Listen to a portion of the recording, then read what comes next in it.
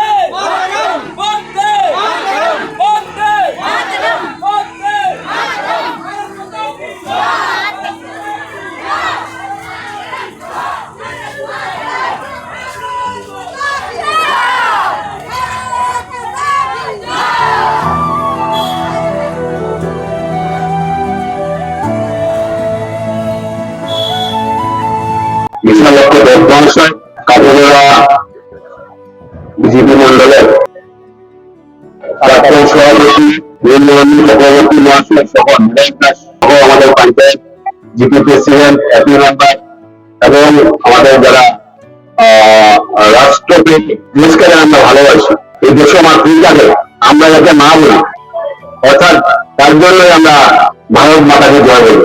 বিশেষ করে আজকের এই পবিত্র দিনে স্বাধীনতার প্রাক মুহূর্তে এই বিজয় পতাকা নিয়ে আমরা যাত্রা করলাম, সবাই একত্রিত হয় আমরা যাত্রা করলাম, তার মধ্যে সীমাবদ্ধ নয়।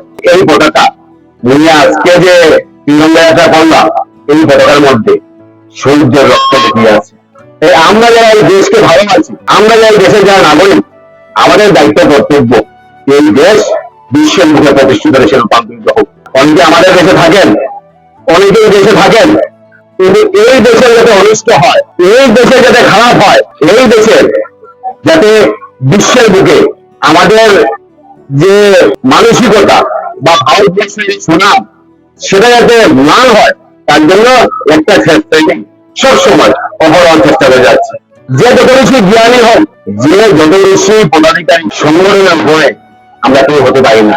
তাই যদি সংগঠনকে আমরা ম্লান করি, সংগঠনকে যদি আমরা ছোট করি বা নিজেকে বড় করতে চাই যদি, তাহলে একদিন আমাদের অস্তিত্ব থাকবে না।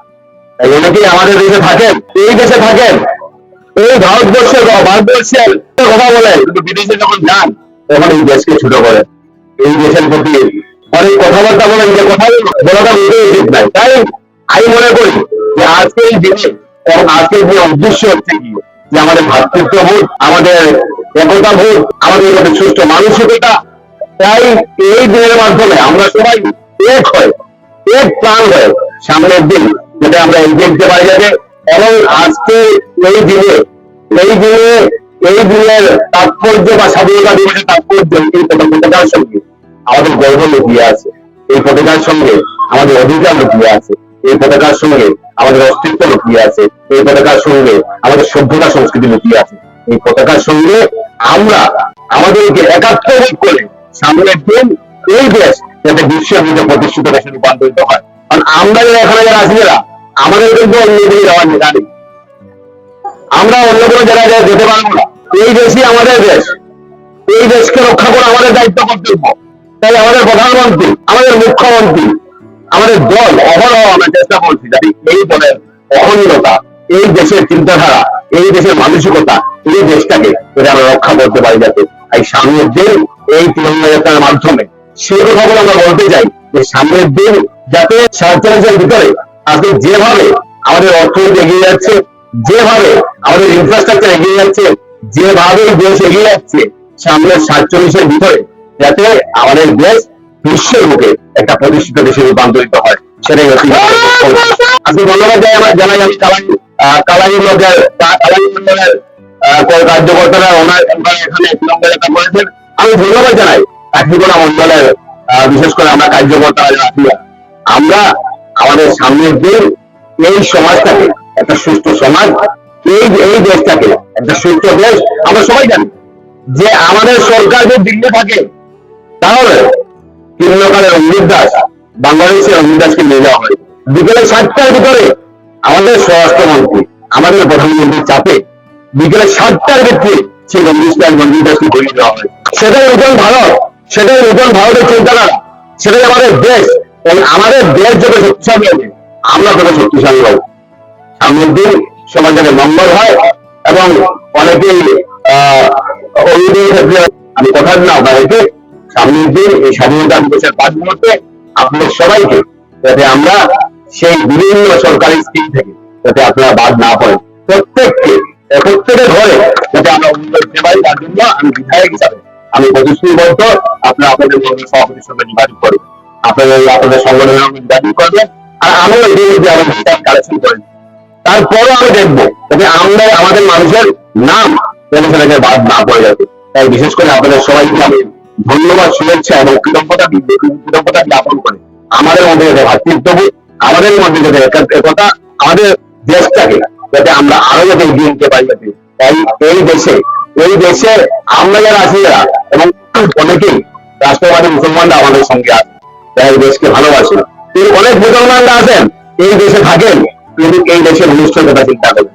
কিন্তু অনেক ইসলাম ধর্মাবলম্বী আছে যাতে এই দেশের মঙ্গল হয়, এই দেশের ভালো হয়। আজকে এপিজে আব্দুল কালাম, আজকে পি আব্দুল হামিদ, আজকে রসকার, ওনারা এই দেশের জন্য অনেক কিছু করেছেন। কিন্তু যারা এই দেশে থেকে পাকিস্তান এবং ইন্ডিয়ার যখন খেলা হয়, পাকিস্তান বিজয় হওয়ার পর ওনারা বন্ধ করেন, যারা এরা এই দেশে থাকার ওদের কোনো অধিকার নেই। এই দেশে থাকতে হলে এই দেশের অখণ্ডতা, এই দেশের সার্বভৌমত্ব, এই দেশকে এবং এই দেশে নিজের জন্য আমাদের যা করণীয় দরকার সামনের দিন আমরা সবাই মিলে যাতে সেই কাজ করে যেতে পারি। আমরা সবাইকে ধন্যবাদ জ্ঞাপন করে আবারও কাঠিগোড়া মন্ডলের প্রত্যেক কার্যকর্তাদেরকে আমার শুভেচ্ছা জানিয়ে আজকের এই তিরঙ্গা যাত্রার উদ্দেশ্য স্বাধীনতা দিবস এবং স্বাধীনতা দিবসে শুধু স্বাধীনতা নয়, আমরা সেই স্বাধীনতা দিবসে শুধু স্বাধীনতা পাইনি, আমরা আমাদের অস্তিত্ব খুঁজে পেয়েছি। সেই স্বাধীনতা রয়েছে, সেই স্বাধীনতা পাইনি, আজকে আমরা পৃথিবীর মুখে থাকার মতো একটা দেশ পেয়েছি। তাই আমরা একটা কথা বলি যে বড় বড় অলসবে সতর্কতা বেরিয়ে হবে, ভারত আবার জগৎ সভায় শ্রেষ্ঠ আসন হবে। সবাইকে ধন্যবাদ জানিয়ে আমার বক্তব্য শেষ করছি।